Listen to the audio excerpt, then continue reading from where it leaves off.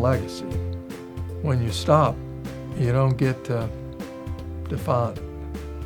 And so to pause and say, what is my responsibility? While I, along with many other dedicated people, hold responsibility for the success of students, their families, for the well-being and welfare of the Commonwealth. From the second floor of Maxwell Place, I have a clear shot on the helicopter pad on top of the Chandler Hospital, and that is always busy. I know lives are being saved heroically, and I'm reminded of it by the hour. And I think how grateful I am for all the people that share in this mission. It's sacred. And so I'm filled with excitement and awe, and I'm humbled by it too. Interesting. So I have a mix of music. This summer, although I haven't seen the play, I've enjoyed listening to Alexander Hamilton, the score. I'll go from country to Ella Fitzgerald. Did some Hank Williams this summer. He's an Alabamian, and boy, that lonesome heart could really write poetry that resonates today. So I have a wide variety depending on my mood.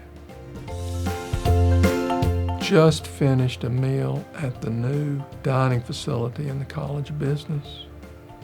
It's great. Had me a croissant. I never eat croissants, but it looks so good there. And then something I usually never do at lunch, had me a big oatmeal raisin cookie, which are my favorites. And it was so good. I had a 7th grade speech teacher, Mrs. Gray.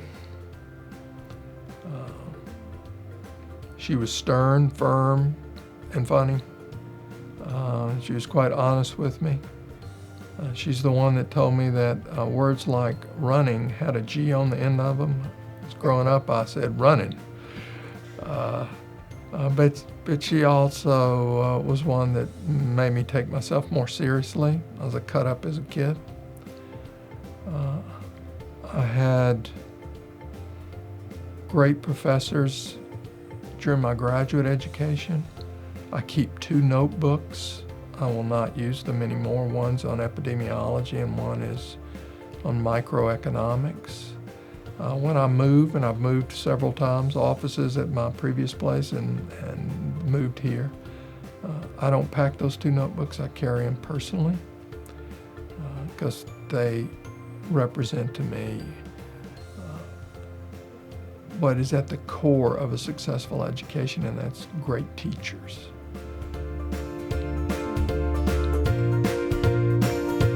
I think a haunting memory I have, and it's a reminder of what people most need today, and that is courage.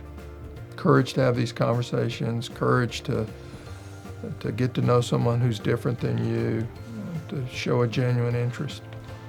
I played high school football. When they integrated my high school, a local federal judge, Judge Johnson, handed down the decrees, and he desegregated the Montgomery City schools.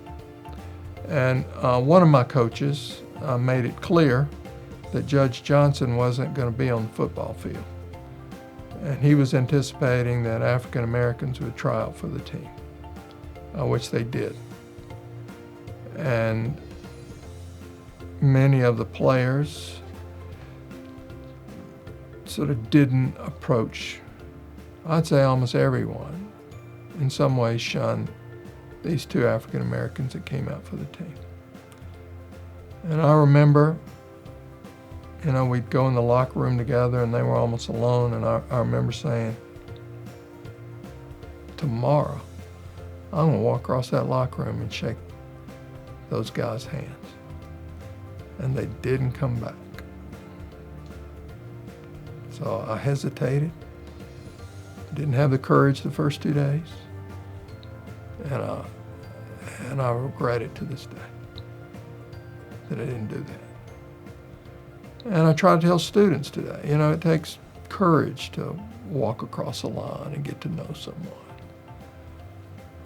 and to take a stand on all the issues we face today as a country. But it needs to be a well-informed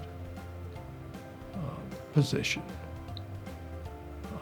And we need to be able to debate these with great civility. And that's what a college experience can provide.